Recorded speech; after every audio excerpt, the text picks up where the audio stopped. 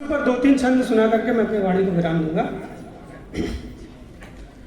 कि माथ पर चारु चंद्र भस्म अंग नीलकंठ कंठ में भुजंग धार योग में विलीन है।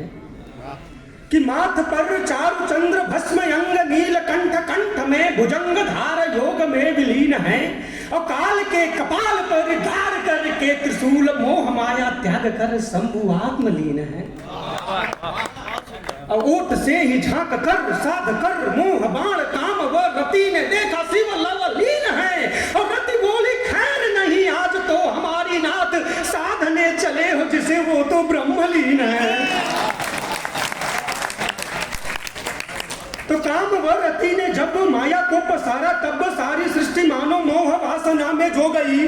और संत जप तप तेज बावली तालाब सब देव व धनुज सब की ही मेधा खो गई। और जीव जंतु नर नारी निज धर्म छोड़ दिए काम की लहर यस वस्तु यस धो गई। और पर्वतों से प्रेम करने को नदियों की दिशा निज विपरीत अब ऊर्ध्वमुखी हो गई। लेकिन उसके बाद भी भगवान शिव अपने योग से डिगते नहीं। तब कामदेव अपने पांचों बाण को मार देता है। तो कामदेव 5 बाण मार दिया खींच कर हृदय पे लगा तो समाधि भंग हो गई। और शांत चित्त पट्ट पर व्यक्त चित्र बना था जो बाण के आघात से वो छन तंग हो गई। और व्याकुल हुए हैं शिव देखने को कौन है वो। खोल दिया नेत्र तो धरा बेढंग हो गई। और थर थर कांप रहे अंग भी अनंग के जो देखते ही भस्मीभूत रति दंग हो गई। कि देखते ही भस्मीभूत। और उसके बाद होता क्या है, सृष्टि का क्या हाल होता है कि सूर्य चंद्र धूमकेतु निज मार्ग छोड़ दिए। जल थल नभ तीनों लोक डोलने लगे। कि सूर्य चंद्र धूमकेतु निज मार्ग छोड़ दिए जल थल नभ तीनों लोक डोलने लगे।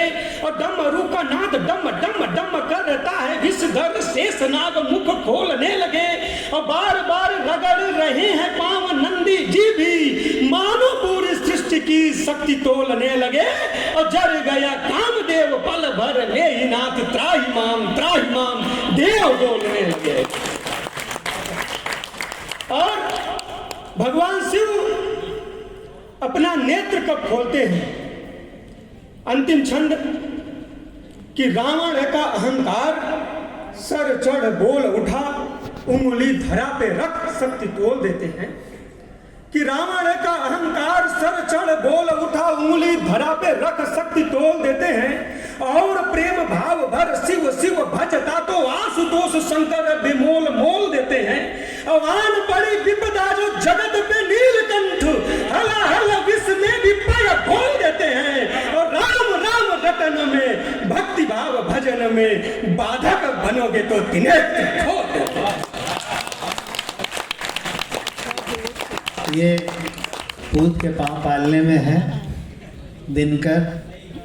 उनके बाद जो हमारे बदायूं के ब्रजेंद्र अवस्थी जी की स्टाइल कविता पढ़ने की, जब हम लोग बच्चे थे तो उनके साथ पढ़ते थे। इसी प्रकार से एक एक शब्द को जोर दे करके वो पढ़ा करते थे। अटल को सुनने के बाद अटल बिहारी वाजपेयी भी याद आते हैं, ब्रजेंद्र अवस्थी जी भी याद आते हैं। कुल मिलाकर के अटल का भविष्य। श्रेष्ठ ओज कविता में कविताएं तो बहुत लिखी जा रही हैं, बहुत लोग चिल्लाते भी हैं ओज के नाम पर। लेकिन मुझे बहुत इस बात की खुशी है कि हमारे अवध में जो ओज लिखा जा रहा है वो ओज वास्तव में बहुत अच्छा है। चाहे वो हमारा प्रिय कमल आग्नेय हो, चाहे अभय सिंह निर्भीक हो। श्रेष्ठ कविता के मानकों पर खरी उतरती हुई जो कविता लिखी जाती है वही कविता सफल होती है और आगे बढ़ती है। मंच पर भी उसी को स्थान मिलता है। मैंने हमेशा कहा है कि उच्चारण जो है कविता का आभूषण है। अगर आपका उच्चारण अच्छा नहीं है तो आपका नाम तो बहुत हो सकता है लेकिन आपका सम्मान कभी नहीं होगा। क्योंकि जब आप शाह को सा बोल के जाएंगे, शायद करके जाएंगे, किसी की शादी में जाएंगे आप, है ना, और सुबह के बजाय सुबह जाएंगे तो आपको सामने कोई कुछ नहीं कहता है, लेकिन पीठ के पीछे आलोचना ही नहीं भर्त्सना भी होती है इस उच्चारण के दोष की। उर्दू वाले तो इस तरह से बुरी तरह हम लोगों को लताड़ते हैं, क्योंकि हमको नुक्ते लगाने आते नहीं हैं, हम लोग गलत जगह पर नुक्ता लगा देते हैं। बाद में वो इस तरह से व्यंग्य की भाषा में कहते हैं, कहेंगे सर्वेश जी आपने क्या जोरदार बात कही, क्या जोरदार बात कही। हमने एक बार मोहम्मद नूरबख्श थे, दूरदर्शन पर न्यूज़ पढ़ा करते थे, हमें नहीं पता था कि नुक्ता कहाँ लगता है। मैंने कहा नूर साहब मैं जरा सा पानी पी के आता हूँ, तो उन्होंने महीने भर मुझको जरा सा पानी पिलाया, क्योंकि जरा सा कहा जाता है नुक्ता लगता है। तो हमें बहुत सावधान रहना है कि हमारा उच्चारण कहाँ जा रहा है, वो हमें सम्मान दिलाता है। जो यंग बैठे हुए हैं मैं उनसे कहना चाहता हूँ कि इस बात को अन्यथा न लें, आप पर तालियां बजती होंगी। एक बहुत बड़े कवि भी हैं दिल्ली के आसपास रहते हैं, उन पर भी तालियां बजती हैं, बहुत ज़्यादा बजती हैं, लेकिन उनका उच्चारण दोष बहुत है। जब उनकी पीछे से आलोचना और समालोचना होती है तो लोग उनकी अच्छाइयाँ नहीं बताते, तो कहते बहुत बेकार उच्चारण है। तो हमें इस बात पर भी ध्यान रखना होगा। ये साहित्य सभा की तरफ से युवा पीढ़ी को ये निर्देश है, जो विष्णु सक्सेना जी ने मुझसे कहा था कि उच्चारण पर मैं बात कर दूं। कि मैंने नहीं कहा विष्णु जी की तरफ से मैं कह रहा हूँ, नहीं भगवान की तरफ नहीं करें। मैं अब खाना लगभग तैयार है, मेरे पास आ गया है कि 5-7 मिनट में बिल्कुल रेडी हो रहा है। मैं अपने प्रिय अर्जुन सिंह चांद को बुला रहा हूँ माइक पर, जिनका एक शेर कि क्या लश्कर भी तुम्हारा है, सरदार तुम्हारा है, उसको बहुत सारे लोगों ने अपने नाम से पढ़ा, खूब ज़्यादा फेमस हुआ और उस पर बहुत सारी चर्चाएं भी पूरे देश में हुई। मैं चाहता हूं कि उसके 2 शेर अर्जुन सिंह चांद सुना दें। वो केंद्रीय कार्यकारिणी के हमारे सदस्य हैं, लेकिन आज उनके झांसी जिले को सम्मानित किया जाना था, तो हमने सम्मानित श्रेणी में उनको रखा। हम उन्हें सादर आमंत्रित करते हैं और उसके बाद फिर धन्यवाद ज्ञापन। अगर मुझे समय दे रहे 2 मिनट तो एक संस्मरण सुनाना चाहता हूँ। जिनका इन्होंने नाम लिया दिल्ली के आसपास रहते हैं, बहुत तालियां बजती हैं। 2006 में एक कवि सम्मेलन बुंदेलखंड विश्वविद्यालय में होना था। मुझे बुलाया रजिस्ट्रार साहब ने कि आइए टीम तय कर दीजिए। मीटिंग हुई। मीटिंग होते समय वहाँ कुछ लोग उर्दू वाले भी बैठे थे। एक बहुत बड़ा नाम देश का, बहुत चर्चित नाम नहीं लूंगा मैं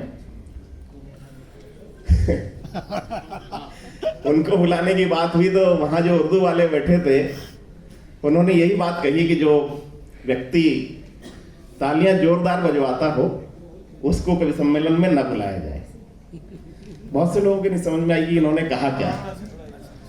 रजिस्ट्रार साहब हंस दिया, मैं हंस दिया, 2 लोग और बैठे थे वो भी हंस दिए। उसके बाद फिर ये हुआ कि उनकी जगह अशोक चक्रधर जी को बुलाएगा।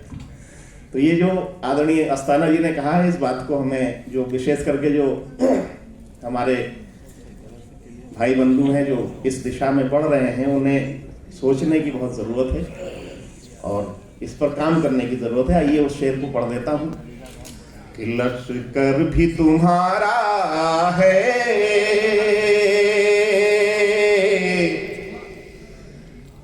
सरदार तुम्हारा है, लश्कर भी तुम्हारा है,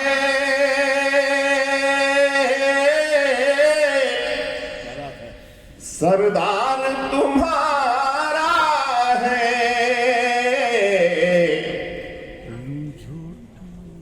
कश्मीर साहब बैठे हैं, पत्रकार हैं। तुम झूठ को सच लिख दो, अखबार तुम्हारा है। तुम झूठ को सच लिख दो, अखबार तुम्हारा है। और इस दौर के फरियादी जाए तो कहाँ जाए, इस दौर के फरियादी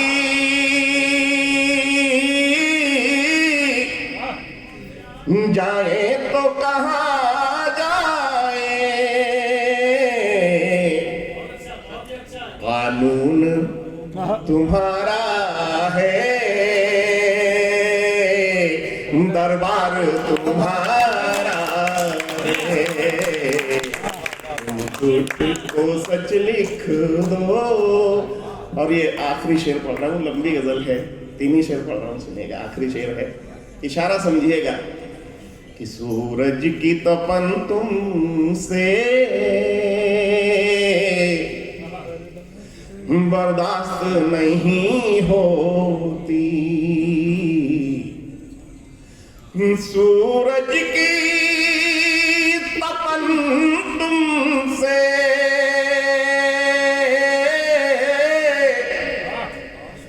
बर्दाश्त नहीं होती, एक मोम के पुतले सा किरदार तुम्हारा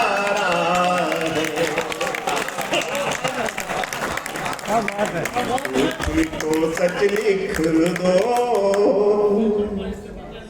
बहुत बहुत धन्यवाद, बहुत बहुत शुक्रिया। अभी 2 लोगों को और बुला लेंगे तो 10 पार हो जाएगा। अभी मुझे विष्णु जी ने आकर के निर्देशित किया, आकर के नहीं बुला करके, वो क्यों आएंगे हमारे पास, उन्होंने हमको निर्देशित किया कि यार स्वरूपा मंच पे बैठी है और सबका प्रतिनिधित्व हो गया है? वो खुद तक पहुंचने की उनकी यही कोशिश थी कि खुद तक कैसे पहुंचा जाए। तो उन्होंने कहा यार उसको सोनरूपा को ही बुलवा, क्योंकि सोनरूपा जी हमारी लिस्ट में थी और वो भी बोलेंगे, विष्णु भैया भी बोलेंगे, फिर मुकुल भाई धन्यवाद ज्ञापन करेंगे, परमानेंट धन्यवाद ज्ञापन है। मैं डॉक्टर सोनरूपा विशाल को आमंत्रित कर रहा हूँ कि वो 2 शेर या एक गीत के कुछ छोटे से हिस्से को यहाँ पर प्रस्तुत करें। बहुत प्रिय है और इन दिनों मुझे ऐसा लग रहा है कि बारिश भी मेरे इन से लगातार निकल रही है, क्योंकि मैंने इन दिनों बहुत कुछ लिखा। एक मुक्तक बस पढ़ती हूँ और एक बंद पढ़ती हूँ।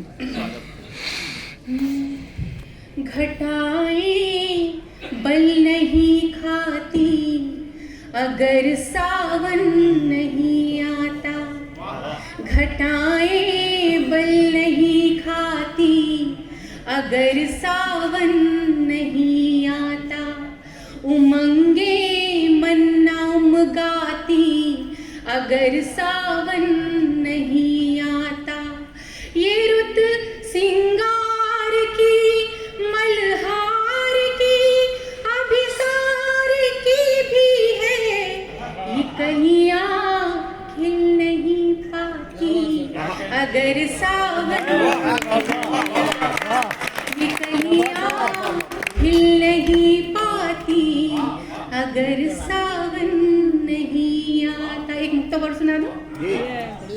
सुना तुमने तुम्हें हमने पुकारा है बहुत मन से, सुना तुमने तुम्हें हमने पुकारा है बहुत मन से, जो रास्ता हो गया सुना निहारा है बहुत मन से, हमारे प्रेम के मनकों की माला अब न टूटेगी, जो बिखरा है उसे हमने संवारा है बहुत मन से, जो बिखरा है उसे हमने संवारा है बहुत मन से।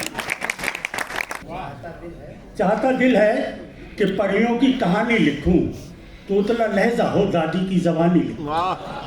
चाहता दिल है कि परियों की कहानी लिखूं, तोतला लहजा हो दादी की जबानी लिखूं, कलम में मेरे हक गोई अता कर यार, दूध को दूध लिखूं, पानी को पानी, दूध को दूध लिखूं, पानी को पानी लिखूं।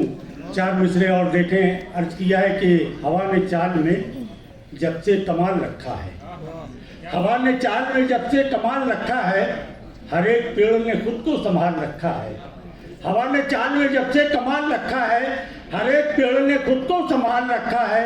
अजीब हाल है जंगली सियासत का, वहाँ तो शेर को बकरी ने पाल रखा है। अजीब हाल है जंगली सियासत का, वहाँ तो शेर को बकरी ने पाल रखा है। और इसी के साथ मैं आप सबका बहुत शुक्रगुजार हूँ। बस साहित्य सभा जिंदाबाद, साहित्य सभा परिंदाबाद। नहीं सुना है, आज पौनी कर रहा हूँ।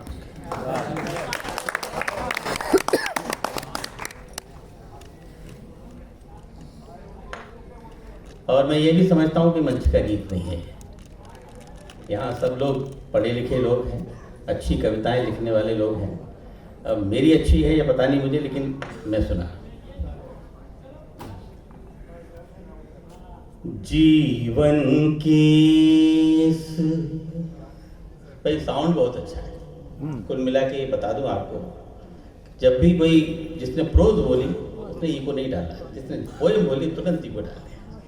ये अच्छे साउंड सिस्टम की निशानी होती है। अच्छे ऑपरेटर की पहचान। एक बार ताली बजाइए जब भी साउंड कंट्रोल करें।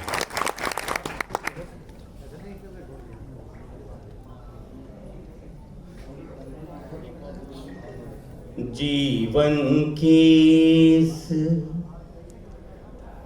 पुस्तक के कुछ पन्ने फाड़े, कुछ को मोड़ा। जीवन की इस पुस्तक के कुछ पन्ने फाड़े, कुछ को मोड़ा।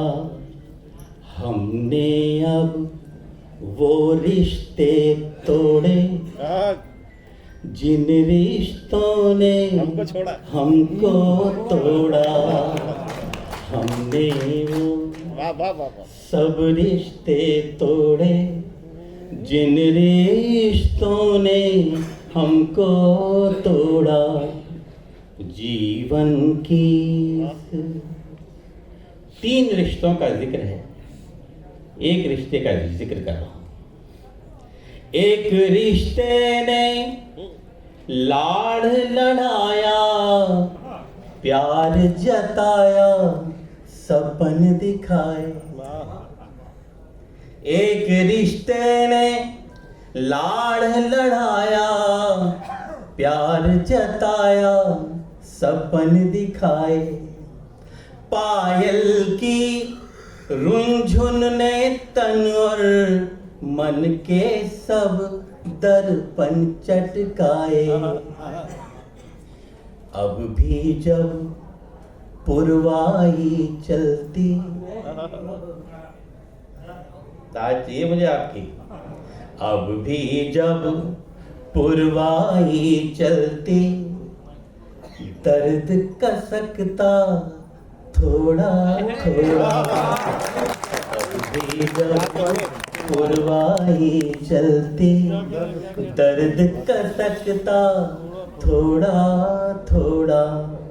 हमने अब वो रिश्ते तोड़े जिन रिश्तों ने हमको तोड़ा। दूसरे रिश्ते का जिक्र कर, और वो रिश्ता होता है दोस्त का। एक रिश्ता हमराज बना पर लाज राज की रख ना पाया। एक रिश्ता हमराज बना पर लाज राज की रख ना पाया।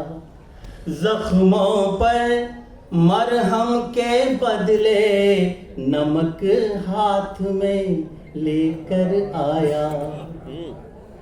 जब तक टूट गया ना जड़ से,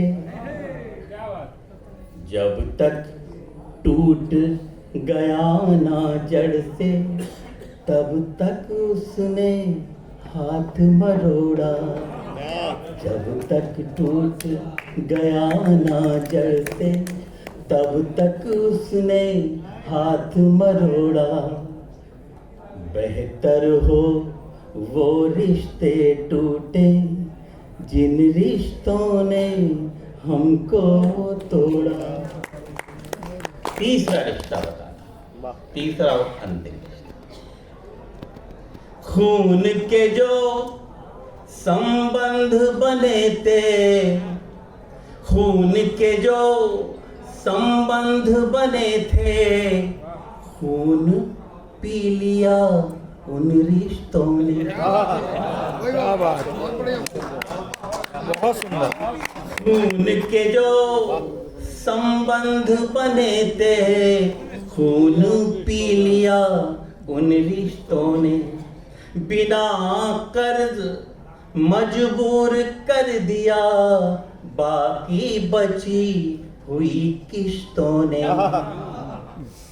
जीवन भर इन संबंधों ने, सर्वे सुन, जीवन भर इन संबंधों ने खूब भिगोया, खूब निचोड़ा। खूब निचोड़ा।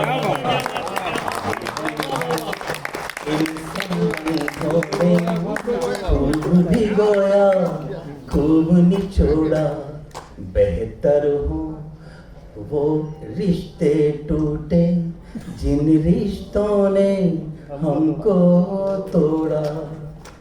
जीवन की इस पुस्तक के कुछ पन्ने फाड़े, कुछ को मोड़ा। और इतना अच्छा कवि भी नहीं देखा जो हास्य व्यंग के कवि हैं। एक बार इस बात के लिए तालियां बजा दिया, मैं बताता हूँ। ये अपराध बोध से ग्रसित हैं बहुत देर से, क्योंकि मैं नीचे बैठा लगातार इनको देख रहा था, सोच रहे थे कि इनको बुलाया नहीं है, ये बाद में जो है हमारी खबर लेंगे। तो वही इनका दर्द निकल रहा था। लेकिन हम दूसरे किस्म के आदमी, इनको पता ही है हमारा ज़िंदगी के दो ही उसूल हैं, मस्त रहो, खुश रहो। बहुत बढ़िया। इन्हीं को 4 पंक्तियों में कहता हूँ, धन्यवाद ज्ञापन की ये पंक्तियाँ समझ लीजिए कि खो जाएंगे मुखड़े सारे, हम सब लोग मुखड़े हैं, हमारे कार्य अंतरा है, अंतरे हैं। जो गीत होता है मुखड़ा होता है, अंतरा होता है। खो जाएंगे मुखड़े सारे, अंतरा रह जाएगा, अंत में भगवान का ही आसरा रह जाएगा। और ये हमारा वो तुम्हारा, इसके पीछे क्या लड़ें, इस धरा का इस धरा पर सब धरा रह जाएगा। तो चाहे अच्छा देखे, एक चीज़ और बहुत अच्छी है कि सब इतने गीतकार सब मंच पर हो बैठे हैं, हास्य व्यंग का कोई नाम लेवा नहीं। हाँ, मुझे अच्छा वो भी ट्रस्ट का कार्यक्रम करते हैं, मैं गया हूँ कई सम्मेलन में कई बार, लेकिन कभी वो गीतकारों को भी पुरस्कार देते हैं तो हम लोग ताकते रह जाते हैं कि हम लोगों को कब मिलेगा पुरस्कार, हास्य व्यंग वालों को। तो इस अच्छा, और एक चीज़ और है, सब बोलने के बहाने अपनी कोई ना कोई कविता जरूर सुना रहे हैं, तो हम काहे पीछे रहें। तो देखिए होता क्या है कि अंत में, जैसे हमने बताया, अंत में भगवान का ही आसरा रह जाएगा। हम बहुत सालों से चाहते थे आदित्य जी आपकी तरह कि हमें भी कहीं से टिकट मिल जाए, हम भी चुनाव लड़ जाएं। लेकिन क्या होता है, कर्मण्य अधिकारस्ते, आप अपने कर्म कीजिए, लेकिन जब अपने कर्म काम नहीं करते हैं तो आदमी भगवान की शरण में चला जाता है और उससे मांगता है। भगवान से साफ साफ कहना चाहिए कि आपको क्या चाहिए। अब देखिए, हम भी भगवान की शरण में गए, हम भी टिकट चाहते थे, भगवान ने क्या समझा, क्या दिया और हमने क्या मांगा। एक छोटी सी 1 मिनट की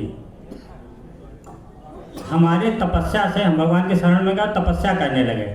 समीर सामने बैठे बहुत अच्छे गीतकार, हमारे तपस्या से प्रसन्न हुए भगवान, बोले क्या चाहिए मुकुल महान, बोले क्या चाहिए मुकुल महान। हमने कहा प्रभु आप भगवान हैं, अल्लाह हैं, गॉड हैं, लेकिन हमारी परिस्थितियाँ ज़रा ऑड हैं, लेकिन हमारी परिस्थितियाँ ज़रा ऑड हैं। भगवान बोले ये जलेबी की तरह गोल गोल मत घुमाओ, कोई अतृप्त इच्छा हो तो डायरेक्ट बताओ, कोई अतृप्त इच्छा हो तो डायरेक्ट बताओ। हमने कहा प्रभु हमारे भी किस्मत के बंद दरवाजे खोल दो, इस बार हमें भी टिकट मिल जाए, एवमस्तु बोल दो, इस बार हमें भी टिकट मिल जाए, एवमस्तु बोल दो। भगवान बोले वत्स कलयुग घनघोर है, इस समय मेरा एवमस्तु भी अपेक्षाकृत कमज़ोर है, इस समय मेरा एवमस्तु भी अपेक्षाकृत कमज़ोर है, लेकिन तेरी इच्छा पूरी करना मेरा भगवान धर्म है। जा तेरा 3rd AC का टिकट झांसी मेल से कन्फर्म है। तो भगवान भी जो है इस तरह से गुगली दे देते हैं। खैर बहुत अच्छा आज का ये समारोह रहा। सामने बैठे हुए वो भी सब कवि या कवयित्री हैं, किसी न किसी विधा से जुड़े हुए हैं। कोई दोहा बनाता है, कोई चौपाई लिखता है, कोई गीतों में रमता है, कोई रुबाई लिखता है, कलमकारों की ये दुनिया है, इनका काम है इतना, सिलन यदि प्रेम की टूटे तो ये तुरपाई लिखता है। तो आप सब लोग तुरपाई लिखने वाले लोग हैं, प्रेम को बढ़ावा देते हैं, प्रेम ही जिंदा रहेगा, प्रेम ही जोड़ता है। मैं आज जितने भी लोग, बहुत पूरे उत्तर प्रदेश के विभिन्न जिलों से लोग आए हुए हैं, मैं आप सबको धन्यवाद देता हूं। और इस आयोजन से जितने लोग जुड़े हुए हैं, जिनके नाम लेना भी संभव नहीं है, रश्मि जी हैं, अरविंद झा तो झांक रहे हैं हमारे, कि आप जैसे लोग अब मिलते नहीं हैं, इस महक के फूल अब खिलते नहीं हैं, आप चलकर आ गए हैं, शुक्रिया, लोग तो भूकंप में हिलते नहीं हैं। बहुत बहुत धन्यवाद। मैं गोपाल ठाकर को आमंत्रित, आप लोग बैठे ना प्लीज, बैठे रहे। गोपाल ठाकर को आमंत्रित करना, वो एक विशेष बात कह दूं कि काव्य गंगा में कचरा गिराने लगे, कवि कवि की भी कविता चुराने लगे, सारे बहरे बने कोई सुनता नहीं, कवि कवि को ही कविता सुनाने लगे। तो यही दौर है। मुझे बुलाया गया है एक विशेष केक के लिए कि यहाँ पे केक का हम लोग आज सेलिब्रेट करेंगे।